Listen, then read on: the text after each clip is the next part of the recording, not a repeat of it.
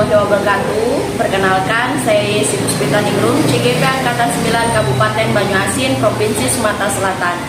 Hari ini saya akan melakukan supervisi akademik bersama Ibu Elin. Silakan Bu Elin, perkenalkan diri. Assalamualaikum warahmatullahi wabarakatuh. Saya Erlin Septiana. Saya bertugas di SD Negeri 6 Talang Kelapa dan saya mengajar kelas 6. Baik, terima kasih Bu Elin. Assalamualaikum Bu Elin. Salam Bu Yesi. Apa kabar Bu? Baik. Baik, terima kasih Bu. Hari ini sudah meluangkan waktu. Kita akan melaksanakan supervisi akademik. Apakah Ibu Elin sudah siap? Siap Bu.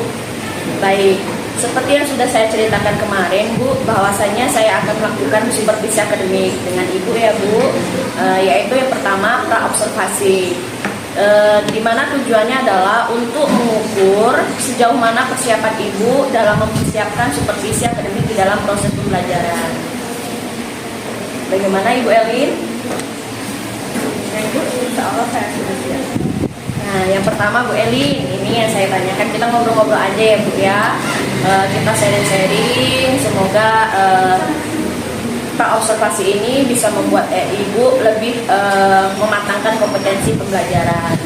Apa sih Bu tujuan pembelajaran yang Ibu sampaikan pada saat observasi nanti? Tujuannya saya itu untuk kan materinya tentang bangun data, jadi tujuan saya itu untuk mengenal bentuk-bentuk bangun data pada pelajaran matematika.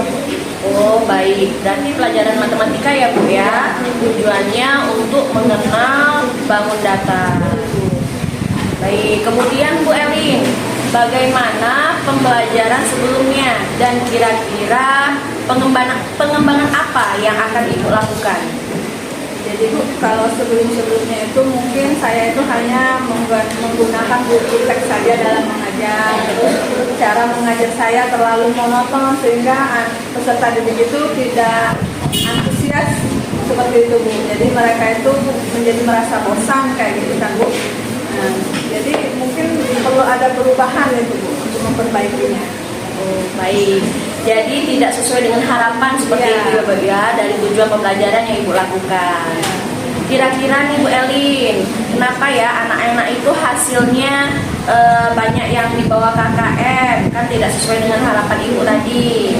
Ya mungkin karena itu Bu, karena mereka hanya belajar melalui buku teks, terus pembelajaran itu kurang menarik sehingga mereka tidak ada antusias atau tidak termotivasi untuk pembelajarannya lebih lanjut kayak gitu. Jadi dalam menjawab, misalnya kita memberikan soal evaluasi kita mungkin dalam menjawabnya yang seadanya atau hanya asal-asalan saja kayak gitu ya.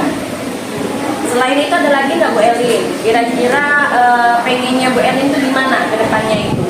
Nah, jadi mungkin di sini sistem mengajar saya atau cara pembelajaran saya akan saya ubah dengan menggunakan media pembelajaran dan menggunakan model pembelajaran yang tepat Bu. Kalau kemarin biasanya kita hanya menggunakan metode ceramah saja, jadi siswa itu pembelajaran itu hanya berfokus kepada guru ya. Jadi kali ini saya akan mengubah pembelajaran itu harus berpusat kepada peserta didiknya atau siswanya. Jadi mungkin menggunakan model pembelajaran yang baik itu PBL atau PBL, problem based learning, dan menggunakan media pembelajaran yang menggunakan CCACK. Jadi teknologi bisa kita menggunakan PowerPoint, video pembelajaran kayak gitu.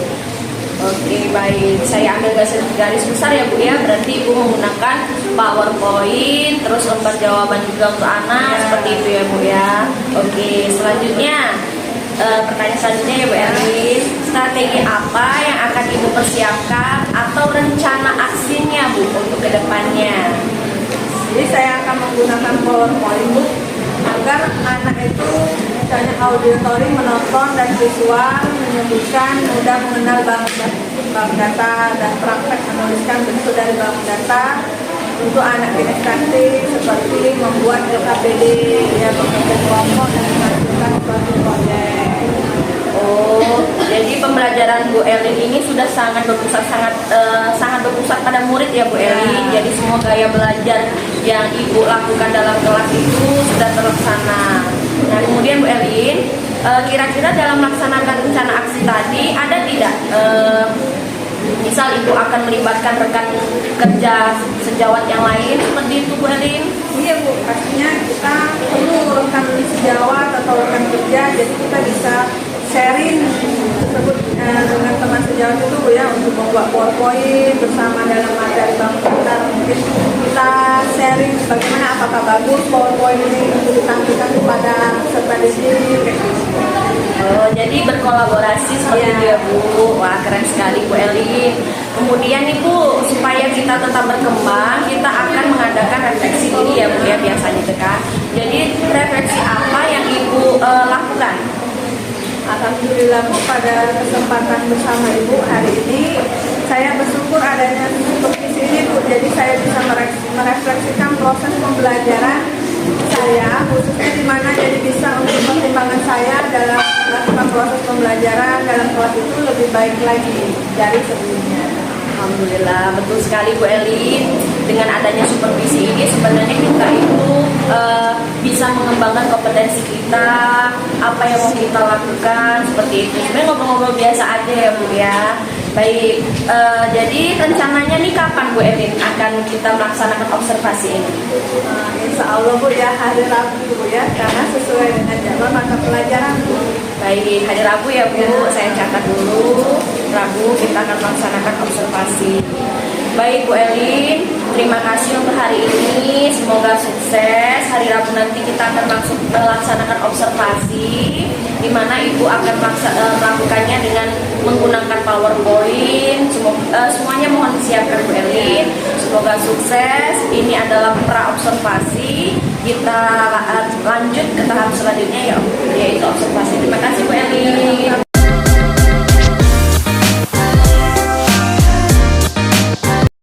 Assalamualaikum warahmatullahi wabarakatuh. Waalaikumsalam warahmatullahi wabarakatuh.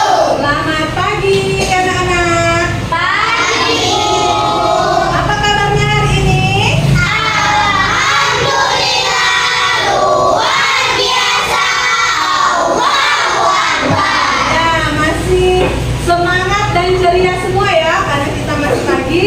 Tetapi semangat dan cerianya jangan hilang sampai kita selesai pembelajaran ya.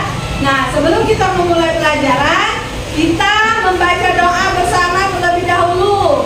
Ibu suruh untuk memimpin doa yang datang duluan. Siapa tadi yang datang duluan? Mari, silakan maju ke depan. Memimpin doanya.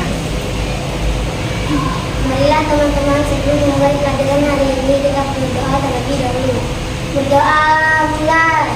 Bismillahirrahmanirrahim. Alhamdulillahirabbil alamin.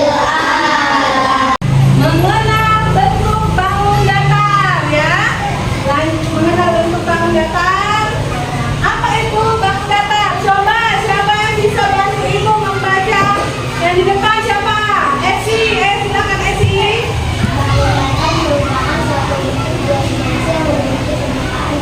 Iya, jadi bangun datar itu adalah suatu bentuk dua dimensi yang memiliki permukaan datar. Nah, banyak jenis-jenis dari bangun datar itu ya Nak ya.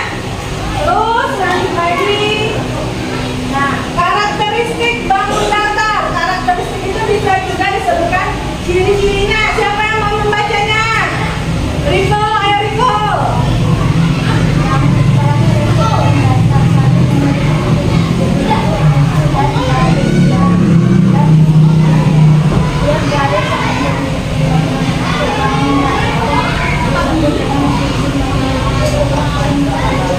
Ya, jadi karakteristik bangun datar memiliki titik, garis, dan sudut. Lalu tiap garis yang membentuk bangun datar disebut sisi. Dan yang ketiga memiliki luas dan keliling ya. Lanjut lagi. Nah, apa saja ya jenis-jenis bangun datar? Tadi kan sudah kalian sebutkan, tahu kan ada persegi, ada persegi panjang, ya, ada segitiga. Tetapi kalian belum mengetahui apa karakteristik atau ciri-ciri dari bangun datar tersebut ya. Nah, ini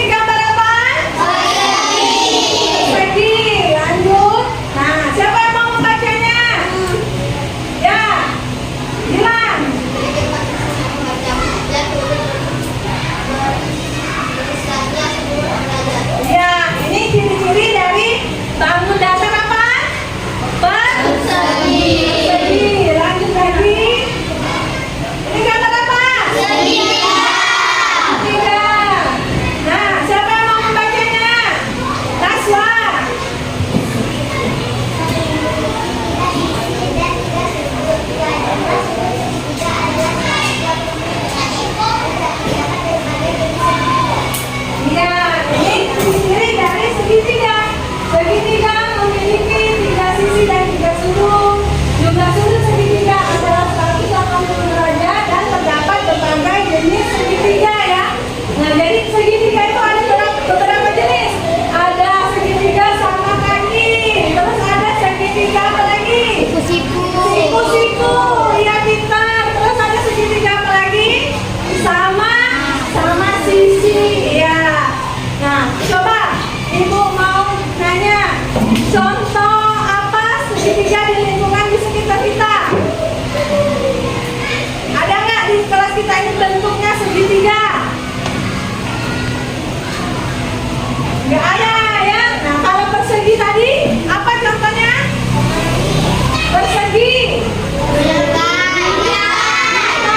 Terus meja. Ya, meja tempat kalian belajar ini ya. Itu contoh persegi. Lanjut lagi. Nah, ini gambar apa, Nak? Lingkaran. Apa sih ciri-cirinya? Siapa yang mau baca? Faris.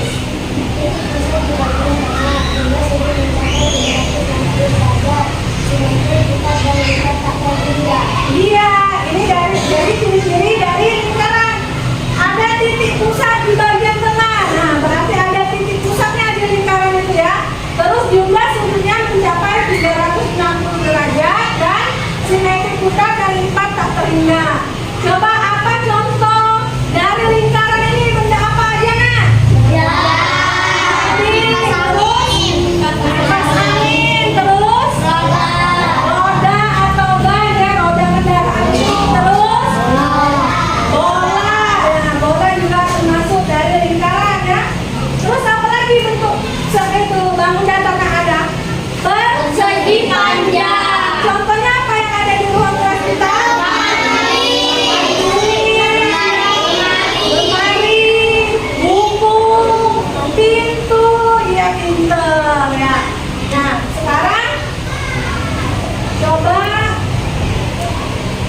kalau kalian sudah tahu, coba Ibu mau suruh siapa yang berani ke depan menggambar bentuk persegi. Ya, ini ayo. Siapa namanya, Nak? Salsabila. Ayo gambar persegi gimana? Ya, ini gambar persegi. Dari tepuk tangan untuk Salsabila.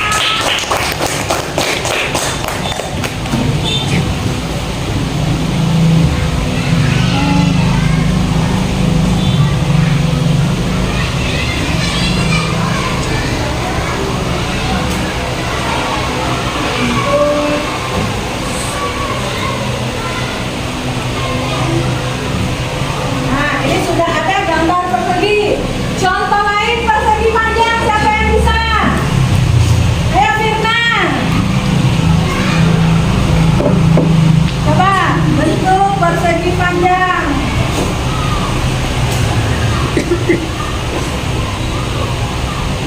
Ya, tepuk tangan untuk Firman.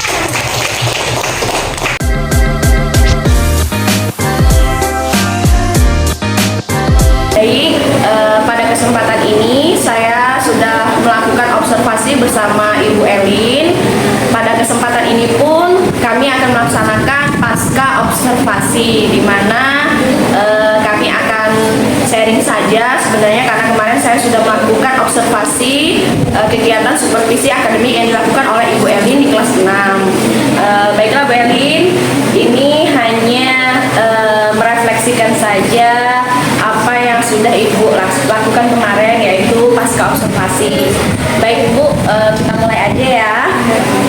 Baik Bu Elin, bagaimana perasaan Bu Elin di dalam proses pembelajaran yang kemarin Ibu lakukan pada proses supervisi akademik? Baik Bu, nah jadi dalam pembelajaran kemarin itu saya merasa sangat senang.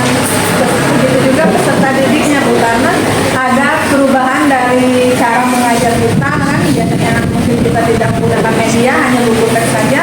Pada saat ini kita menggunakan media, jadi murid itu merasa tertarik kayak gitu Bu, antusias dalam belajar. Jadi kita juga sebagai pendidik merasa semangat karena melihat murid tadi tertarik dengan apa yang kita ajarkan kan gitu. Alhamdulillah berarti sudah ada perubahan ya Bu Iya. ya. Baik Bu, pertanyaan kedua nih, pembelajaran kemarin sesuai tidak dengan tujuan pembelajaran yang Ibu laksanakan? Alhamdulillah Bu, sudah sesuai, jadi mereka sudah mengetahui bentuk-bentuk bangun datar, terus sudah mengetahui contoh-contoh bangun datar dalam kehidupan sehari-hari kita. Sudah dipraktekkan ya Bu Iya, ya. Kira-kira masih adakah Bu kendala dalam proses pembelajaran kemarin? Alhamdulillah tidak ada Bu ya, mungkin tapi untuk kedepannya kalau kita menggunakan teknologi seperti PowerPoint ini, jadi kita harus selalu siap standby, listrik itu harus tetap menyala ya. Mungkin dari pihak sekolah harus siap menyediakan genset kalau tiba-tiba terjadi mati lampu kayak gitu. Itu aja mungkin caranya. Oke, Bu Elin, dari percakapan kita pada hari ini, saya harap Ibu Elin bisa kedepannya lebih mengembangkan kompetensi Ibu dari melakukan proses pembelajaran menggunakan media pembelajaran, LKPD, PBJ, apapun itu diterapkan Ibu. Semoga anak-anak yang kita didik ini bisa menjadi anak yang berguna dengan kita tuntun menjadi lebih baik. Apa ada refleksi lagi Bu yang mau Ibu sampaikan seperti itu biar kita lebih mengetahui apa yang ada di diri kita ataupun nanti ibu kita juga seperti itu. Mungkin saya hanya sekedar menambahkan atau memberi saran ya Bu. Jadi dalam setiap proses belajar mengajar itu kita harus ada interaksi dengan siswa seperti itu. Hanya mengatakan hanya gurunya saja kayak gitu kan. Jadi ya kita sebagai pendidik juga harus selalu siap menyiapkan perangkat pembelajaran kita, media pembelajaran kita agar siswa itu dapat cepat lebih mencerna informasi atau materi yang kita berikan kayak gitu. Jadi itu saja. Keren Bu Elin, konsisten seperti itu ya Bu ya, untuk menerapkan pembelajaran berpusat pada murid. Terima kasih ya Bu Elin. Baiklah, inilah pasca observasi supervisi akademik yang saya lakukan bersama saya Yesi Puspita Ningrum dan teman sejawat saya Elin Septiana. Kami dari SD Negeri 6 Tarangkap